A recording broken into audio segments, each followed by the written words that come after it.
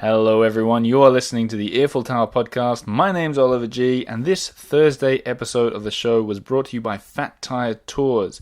Now, hang around at the end of the episode, I'll talk about the Montmartre walking tour that I went on. They also do walking tours, not just cycling tours, and I'll talk to you about that at the end of the episode. But remember, you can get 10% off their worldwide tours if, at the checkout, you enter the code word EARFUL. Earful, as in Eiffel Tower. Why did I do it in an American accent? I do not know. But today's episode I'm talking with Audrey Mikondo, or Audrey Mikondo, a French woman who works in the theatre. She's an actor in Paris. And I talked to her, it was quite fun actually. They're putting on a Shakespeare play. Their company, Signet Theatre, Paris. You can look them up. They're putting on Shakespeare in a beautiful kind of hidden arena in Montmartre. So I've been wanting to get into this arena for a long time, and my chance came today, and I went and did a walk show there. Maybe you have already seen it. I did it live on Facebook. If not, go and check it out to see exactly what we're talking about.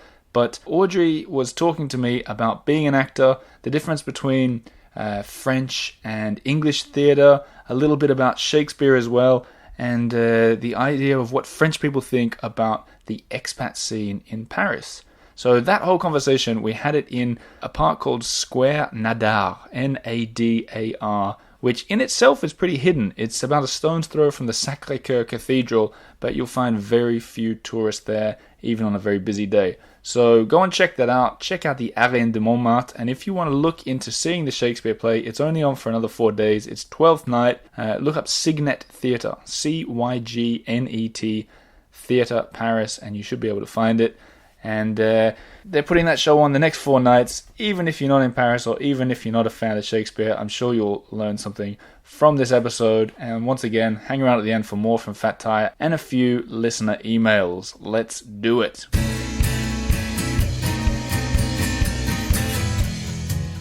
Audrey. Yes. A French woman. Yes. And you speak excellent English. Thank you. It's suspiciously good. I know, but that's because I have family in America. And so when I was a teenager and I was going there, I'm older than my cousins, so I was the one who had to speak English because they couldn't speak French. Okay, cool. Does that help you in day-to-day life in Paris? Yes. How like so? In my work, like my day job, which is an event manager, when we have to work throughout Europe, because believe it or not, as Europeans we don't speak every European language around us, so most of the time we speak English, so that's really useful. And in doing theatre with Signet, it also helps a lot because most of them are English speakers. Yes. So. Well, it helps to be able to chat with them, doesn't it? Exactly. So before we get into theatre and Signet and 12th Night and all that, I want to stick with this English idea for a second. Yes. And as a French woman living in Paris, do you feel that French people are speaking better and better English?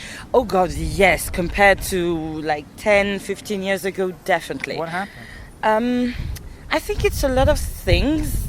First of all, I think the fact that more and more people are going through higher education, we tend to speak English more often and more easily. So every time we see an English-speaking person in Paris, we try to practice because not everyone can go, like do a gap year and go in the other side of the world. Right. So we enjoy having the opportunity to speak English. Yeah, I've got a theory. Which is? Well, my old neighbor was a young French guy. Yeah. And he always wanted to see Game of Thrones when it came out before they dubbed it into French. So he would stream it illegally. I hope he's not listening. No. But, and so, I hope he didn't get caught. No, well, me too. But to watch American TV as well. Exactly. It helps a lot. It helps to understand the culture and the jokes and the references, because when you translate something into French, even if it's nicer and easier, then you lose a good half of it. Right. A good half of everything. But if we were to flash back a couple of years, and something you and I were talking about before I hit record, a couple of years ago, you didn't even know much about this expat world, as you started. I didn't know anything until about last year, actually. Like, I knew there were expats in France, as there are in every major country, but what I didn't know was how big the network was and how tight-knit a community you were. When we created Signet and tried to find sponsors and partners to help us fun what we want to do. We had to go through different shops and bookstores and bakeries, and I had no idea that they existed. I had no idea an American bakery existed. I had no idea there was that wonderful Australian place called Holly Belly, something like this. Although they've been on this show before. They're French though. Oh, really? But but they come from Australia because the food is really different, and that's not what we eat. It's like for American bakeries as well, like cinnamon rolls doesn't mean anything to me because we have our lovely French pastries. So I just didn't go there. And how did it make you feel? I think it was wonderful to discover it. It was a bit like Disneyland, like, oh my God, a whole new world. But at the same time, it feels like unless we have a close relationship with expats, we live in two different worlds that never meet, that absolutely never meet. In a small city like Paris, you have people that absolutely never meet because they don't go to the same places at all. So that's crazy in a way. That's kind of... And a bit of a shame, I think. I think so too, but I also think that's like the magic of Paris is that there's so many different worlds in here that even... How long have you lived in Paris for? Oh, forever. I was born and raised here. There you go. So like you've lived here for your whole life and now you're discovering these whole new worlds. Exactly. And it makes you think there must be other cool new worlds. Exactly, which is wonderful. But at the same...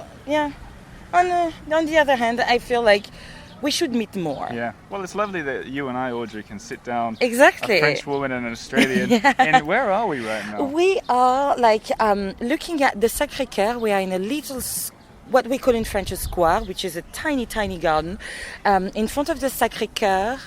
And right below us are the arenas of Montmartre. Which a lot of people don't know about. Which is kind of a mysterious place, and even French people don't know it. We don't know much about that park because it's a Roman-style amphitheater, but it's not Roman at all. It's not like what we're saying. Like les arènes de Lutèce, which are really 2,000 years old. Right. Those must be perhaps 100-ish tops, which is really young in true. good old Europe. True, except in some countries. In Australia, that would be the oldest thing. Exactly. That exists. But you. So to paint the picture, everyone listening at home, a lot of people who like to come to Paris, a lot of people who would go to the Sacré-Cœur. Exactly. This little square, the square we're sitting in, is empty. Yeah. Even though right over my shoulder there's 10,000 people looking at the Sacré-Cœur, and over your shoulder there's a lot of people looking at that view of the Eiffel Tower. Exactly. But no one seems to come to this little hidden arena. Because no one knows it exists. And it's closed most of the time, and you have to go through French administration. Oh, goodness me. Is it as hard for French people as it is for foreigners? Oh, Jesus, it is horrible. Have you got any secrets? No. Unfortunately, no. No. So we complain together. They in English, I in French. Sometimes I say that I'm Australian and they're interested in me, like some kind of foreign curiosity, and that helps. You could try that. Yeah, I could. I will try to work on my Australian accent then.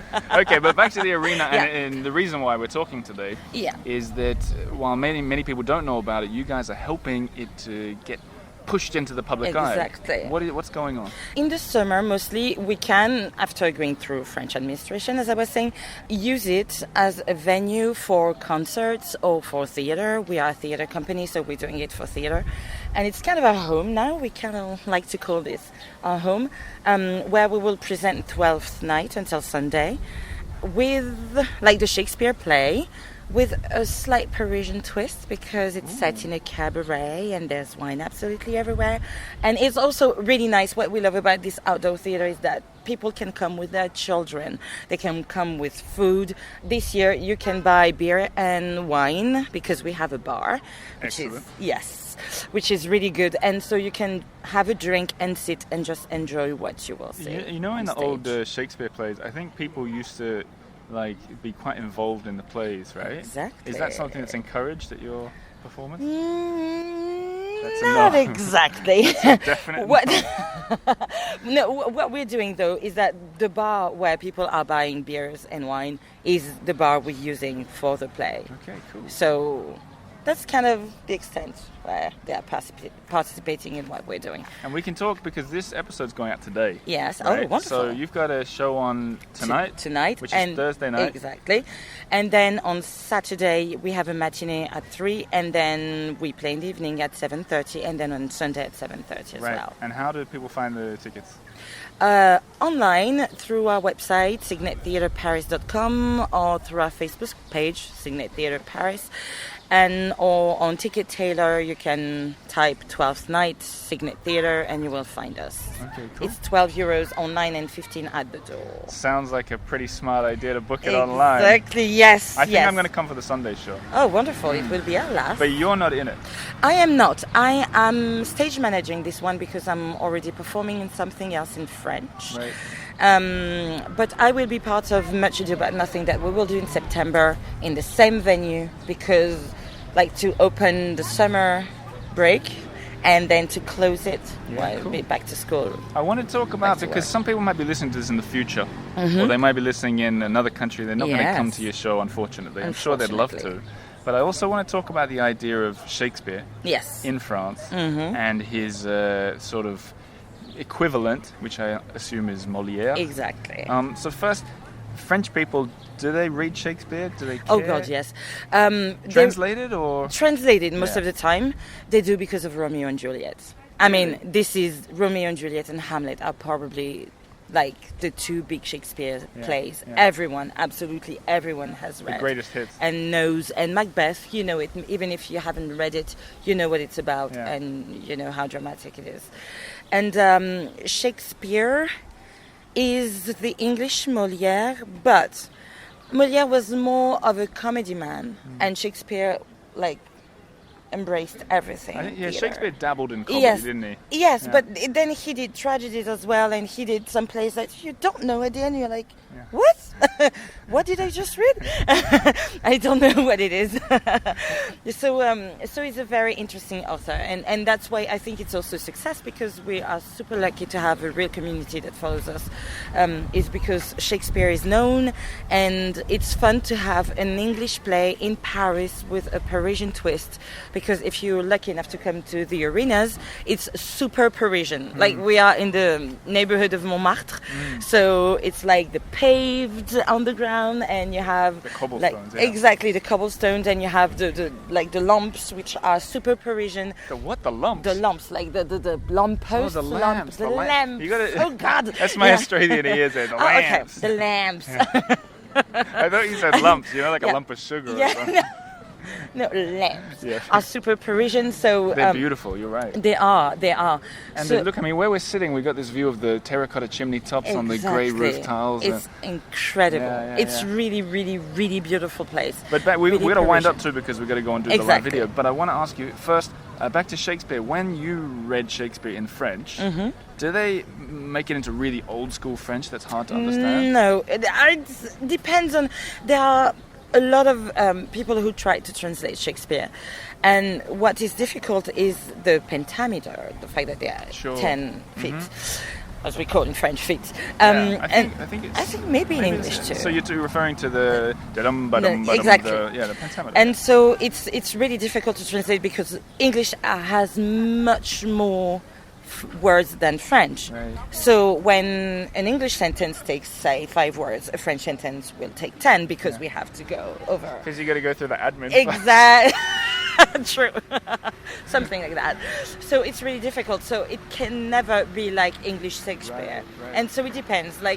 Those are decisions. Some decide to translate it in old style French, and some will will use modern French, but try to respect the poetry that's inside and the puns, and also the how do I say this? What is the word? Shakespeare sometimes is kind of his characters are shady, and sometimes are have sexy, there are some sex jokes. So we want to keep that as well in the French wonder, in English or Australian or American kids reading Shakespeare often find it extremely difficult to understand. Through a translation, maybe you guys find it easier to understand. We do, because usually there are notes that explains why it's translated in that way rather than another way. Because there are some jokes that just don't make, like, they go way over our heads because it doesn't make sense. Okay, 2 questions to go, and Yes. then we've got to run. Yeah, of First, course. for someone who's never read something by Molière, am I saying it right? Molière? Yes, Molière. Molière? Where should I begin?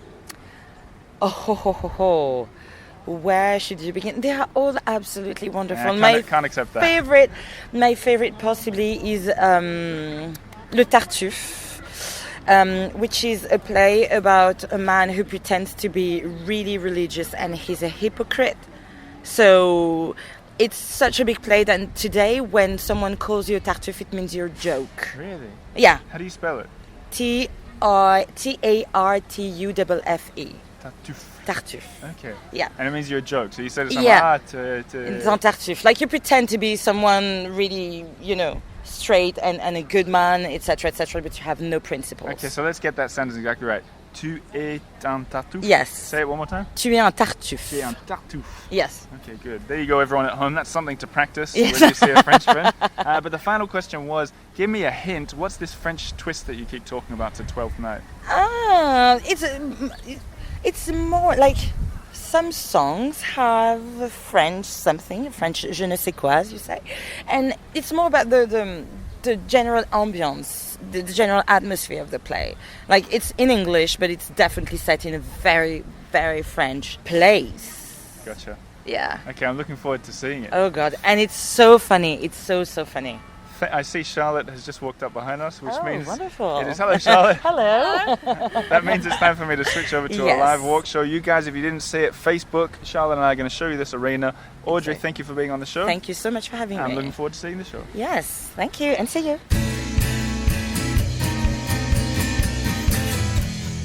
So there you have it. That was it. If you want to find out more about it, Signet Theatre, you can scroll down on your phone right now in the show notes or on the website, theeiffeltower.com, and there'll be links to get the tickets. If you're listening to this in the future, well, you missed the show already, but you can always go and watch the walk show, which was on their Facebook page, facebook.com/theeiffeltower.